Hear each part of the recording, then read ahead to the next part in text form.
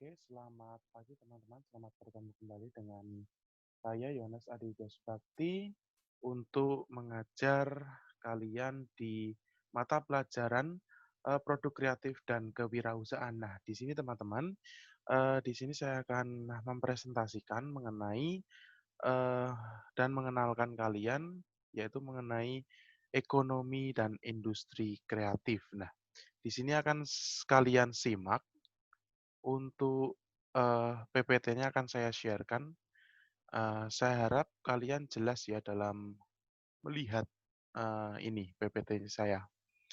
Oke, untuk ekonomi kreatif dan industri kreatif, untuk SMK dan MAK, produk kreatif kewirausahaan kelas 11. Nah, mari kita akan simak secara bersama-sama. Nah, teman-teman, di era sekarang ini itu sudah memasuki ekonomi kreatif generasi 4.0, yaitu 4.0 atau generasi yang keempat. Nah, kalian itu di era milenial ini, pastinya di umur kalian ini kalian lahir di era milenial. Nah, disebut dengan generasi Z. Nah, generasi yang kaya akan teknologi, teman-teman. Seperti itu. Baik, di sini saya ingin mengajak kalian untuk menghantarkan materi pembelajarannya di antara lain adalah terdiri dari 4 submateri. Yang pertama itu adalah pengantar ekonomi kreatif, kemudian ekonomi kreatif, ketiga industri kreatif, dan yang keempat adalah sektor industri kreatif. Kita akan melihat secara bersama-sama. Untuk yang pertama itu adalah pengantar ekonomi kreatif. Nah, di sini akan dijelaskan mengenai konsep industri 4.0 atau 4.0. Itu pertama kali digunakan di publik dalam pameran industri Hannover Messes di kota Hannover di Jerman ya teman-teman tahun 2011. Jadi 9 tahun silam. Tantangan utama para wirausaha di era revolusi industri 4.0 adalah yang pertama itu adalah volatility, yaitu perubahan yang sangat cepat dilihat dari aspek ekonomi, sosial, dan politik. Nah, seperti yang kalian lihat di era sekarang untuk pertumbuhan ekonomi, kemudian sosial dan politik itu sangat cepat sekali. Kemudian yang kedua, uncertainty itu adalah sulit memprediksi isu dan peristiwa saat ini atau masa yang akan datang, teman-teman. Nah, kemudian yang ketiga adalah complexity, adanya gangguan dan kekacauan yang melibatkan organisasi. Nah, teman-teman, di era sekarang ini sangat kompleks ya. Adanya sering kegangguan, kekacauan yang melibatkan antara organisasi dengan organisasi lainnya. Kemudian yang keempat adalah ambiguity, yaitu beban berat realitas dan makna yang berbaur dalam berbagai kondisi yang yang mengambang tanpa kejelasan dan menjadi pertanyaan. Nah, seringkali teman-teman itu mendengar kata kata yang ambigu, kata-kata hoax. Nah, itu kondisi yang mengambang atau tidak jelas, harus perlu dipertanyakan kembali. Nah, di sini kita di era 4.0 ini, di mana orang-orang itu bebas berargumen di media sosial. Saya gambarkan di sini ada Facebook dan Twitter, teman-teman. Jadi di sini kalian dapat berargumen apapun. Kalian bisa curhat, kalian bisa mengomentari orang lain, menyindir orang lain.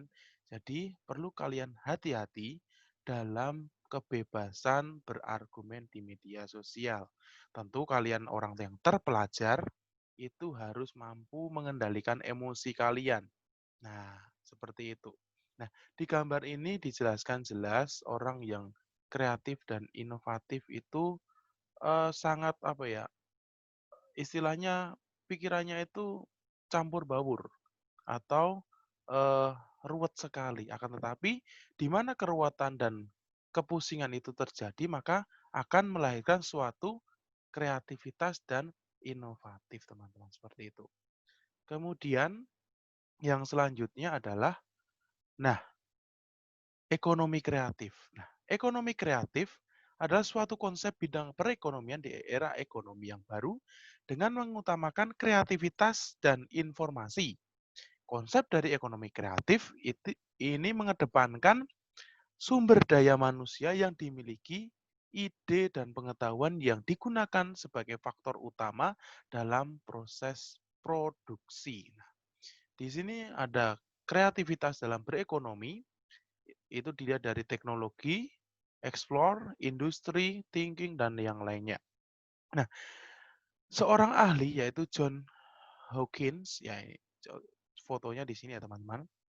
Ekonomi kreatif mulai dikenal dari buku The Creative Economy, How People Make Money for Ideals tahun 2001 yang dikaryakan oleh John Hawkins. Nah, John Hawkins ini menyadari lahirnya gelombang ekonomi baru berlandaskan kreativitas setelah melihat dari Amerika Serikat menghasilkan produk-produk hak kekayaan intelektualnya. Nah, pada tahun 1997 itu teman-teman. Kemudian, nah, adapun manfaat ekonomi kreatif itu terdiri dari beberapa teman-teman. Yang pertama itu adalah ekonomi kreatif mendorong peningkatan pendapatan dengan mempromosikan kepedulian sosial, keberagaman budaya, dan pengembangan manusia. Yang dimaksud bagaimana teman-teman? Ya, ekonomi kreatif itu dapat mendorong atau meningkatkan orang itu memperoleh pendapatan, sehingga dapat promosi, sehingga mempunyai rasa kepedulian dan keberagaman. Seperti itu teman-teman. Ini yang pertama. Yang kedua, ekonomi kreatif adalah jantung untuk industri kreatif. Nah, bagaimana ekonomi kreatif itu menjadi jantung? Nah, menjadi penggerak ya ini teman-teman, dari jantung itu kan penggerak tubuh. Jadi, kalau ekonomi kreatif itu menjadi penggerak dalam industri kreatif, teman-teman, seperti itu. Nah, kemudian ekonomi kreatif adalah suatu pilihan strategi perkembangan yang membutuhkan tindakan lintas kementerian dan kebijakan inovatif. Nah, tentunya teman-teman dalam ekonomi kreatif itu juga membutuhkan tindakan kementerian, antara satu kementerian satu dengan yang lain itu harus saling berhubungan. Misalkan Kementerian Perdagangan, Kementerian Keuangan, kemudian Sentral Industri, kemudian ada Kementerian Perikanan, itu harus bersinergi dan berelaborasi sehingga mewujudkan kebijakan inovatif. Nah, gunanya untuk apa teman-teman? Gunanya untuk masyarakat luas seperti itu. Nah, kemudian ekonomi kreatif adalah kumpulan aktivitas ekonomi yang berbasis pengetahuan dengan dimensi pengembangan dan keterhubungan lintas sektoral ekonomi makro dan mikro. Nah, tentunya teman-teman tahu ya, dalam ekonomi bisnis kalian sudah disinggung mengenai ekonomi makro dan mikro. Tentunya dapat mencakup itu teman-teman, seperti itu. Kemudian ekonomi kreatif mengikutsertakan aspek sosial budaya ekonomi dalam pengembangan teknologi hak kekayaannya, dalam hak kekayaan intelektual ataupun pariwisata, teman-teman. Nah, tentunya ekonomi kreatif itu dapat meningkatkan pendapatan suatu daerah dilihat dari pengembangan teknologi, hak kekayaan intelektual, dan tingkat pariwisatanya, teman-teman. Seperti itu. Nah, ini adalah 5 manfaat ekonomi kreatif yang dapat dikembangkan oleh masyarakat, teman-teman. Nah, kita akan lanjut. Nah, masuk ke dalam industri kreatif. Nah, industri kreatif adalah proses penciptaan kreativitas dan ide dari seorang atau sekelompok orang yang dapat menghasilkan sebuah karya tanpa mengeksploitasi sumber daya alam serta dapat dijadikan produk ekonomi yang menghasilkan. Nah, tentunya dalam industri kreatif itu tidak mengeksploitasi kekayaan alam, akan tetapi bagaimana mengolah kekayaan alam itu sehingga dapat memiliki nilai ekonomis, teman-teman, seperti itu. Dan menghasilkan perputaran uang di sana, seperti itu, teman-teman.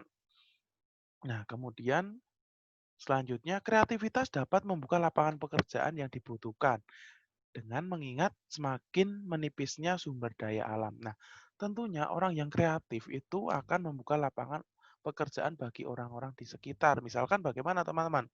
Orang yang bergerak dalam usaha pariwisata misalkan. Nah, di situ kan dapat membuka lowongan banyak. Misalkan ada tour guide, kemudian ada orang yang jualan di tempat eh, pariwisata seperti itu. Nah, kemudian di Indonesia industri kreatif biasa disebut juga dengan industri budaya atau ekonomi kreatif. Nah, tentunya di Indonesia ini kan merupakan negara yang agraris, di mana industri-industri kreatif itu dapat berkembang, misalkan dalam bermusik, misalkan dalam pariwisata, seperti itu. Nah, lanjut. Kemudian ada level mikronya. Nah, itu dapat melakukan konstruksi atau renovasi bangunan, namun dalam skala kecil seperti membuat detail arsitektur tanaman, kemudian desain interior. Nah, seperti itu. Orang yang apa ya, memperindah tata kelola pertamanan seperti itu dalam level mikro. Sedangkan dalam level makro adalah melakukan konstruksi bangunan secara menyeluruh seperti perencanaan, pembuatan town planning, urban design, dan landscape arsitektur. Nah, membangun secara menyeluruh dari pondasinya, kemudian gedungnya bagaimana, uh, arsitekturnya bagaimana, seperti itu. Harus menyeluruh untuk level yang makro. Nah, kemudian kita akan masuk dalam sektor industri kreatif. Nah, ada beberapa sektor, teman-teman. Contohnya adalah sektor arsitektur. Nah, arsitek ya di sini, orang yang menggambar, yang merencanakan seperti itu. Kemudian ada sektor periklanan, advertisement, oke. Itu bagaimana pengiklanan, bagaimana dapat menarik pelanggan. Kemudian sektor pasar barang seni, barang-barang antik seperti itu, teman-teman, yang memiliki nilai estetika atau keindahan sendiri. Kemudian ada kerajinan. Nah, ini juga memiliki nilai estetika sendiri. Kemudian ada sektor desain. Nah, desain di sini sangat banyak sekali, teman-teman. Ada desain interior, ada desain kepakaian mungkin, gaun-gaun pengantin seperti itu, sangat banyak sekali. Kemudian ada fashion. Nah, untuk fashion tadi, misalkan fashion anak-anak masa kini ya, teman-teman. Seperti, kalau kalian jalan-jalan di mall ada eksekutif, kemudian ada, apa namanya, H&M, seperti itu. Nah, itu di sektor fashion. Kemudian ada sektor video, film, dan fotografi. Nah, di sini vektor video, film, dan fotografi ini sangat menarik sekarang. Karena sekarang orang-orang banyak yang menggunakan ini untuk mencari uang, teman-teman. Misalkan membuat film pendek, film apa ya, yang menginspirasi seperti itu. Kemudian yang selanjutnya ada sektor kuliner. Nah, tentunya untuk sektor kuliner ini sangat banyak karena di Indonesia sendiri itu merupakan negara yang mempunyai beberapa latar belakang dan banyak sekali makanan-makanan dari Sabang sampai Merauke. Nah, seperti itu teman-teman. Kemudian ada industri kreatif yang berbasis teknologi. Nah, maksudnya bagaimana? Yaitu industri kreatif yang eh, berdampingan dan perkembangannya itu lurus dengan apa ya, kemajuan teknologinya. Kemudian di sini contohnya ada sektor industri permainan. Nah, tentunya dalam industri permainan kan kalian sangat gemar bermain game online ya teman-teman. Ada yang bermain Mobile Legends, kemudian ada yang bermain Harvest Moon mungkin, ada yang bermain COC mungkin. Nah, seperti itu.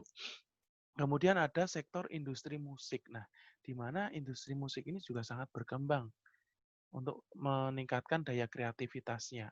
Kemudian ada sektor industri layanan komputer dan perangkat lunak.